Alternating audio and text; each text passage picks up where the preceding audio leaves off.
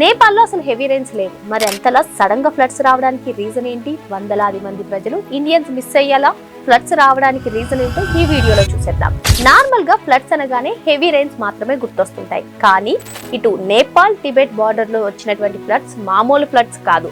దీని ఎఫెక్ట్ ఇప్పుడు ఇండియాపై పడే అవకాశం కూడా ఉంది. ఆగస్టు 26 మార్నింగ్ రసువా డిస్ట్రిక్ట్ లో బోతే కోషి రివర్ సడన్ గా ఓవర్ఫ్లో అయ్యింది. ఇంతలో ఫ్లడ్స్ సడన్ గా రావడానికి రీజన్ ఏంటి అంటే LDOF, land slide dam out burst అంటారు. అంటే ఏంటి అంటే అక్కడ ఉన్నటువంటి మౌంటైన్ ఏరియాస్ లో ఐస్ అండ్ గ్లేషియర్ ఒక్కసారిగా కొలాప్స్ అవ్వడమే కాకుండా అక్కడ ఒక ల్యాండ్ స్లైడ్ కూడా వచ్చేసింది. దాంతో అక్కడ ఉన్న రివర్ అంతా బ్లాక్ అయ్యి ఒక డ్యామ్ లా మారింది. ఇలా డ్యామ్ లా మారిన రివర్ సడన్ గా పేలడంతో అక్కడ ఉన్నటువంటి నీళ్లు, మట్టి, ఐస్ ఇవంతా కూడా ఓవర్ఫ్లో అయ్యి డౌన్ స్ట్రీమ్ కి రావడంతో ఫ్లడ్స్ వచ్చాయి.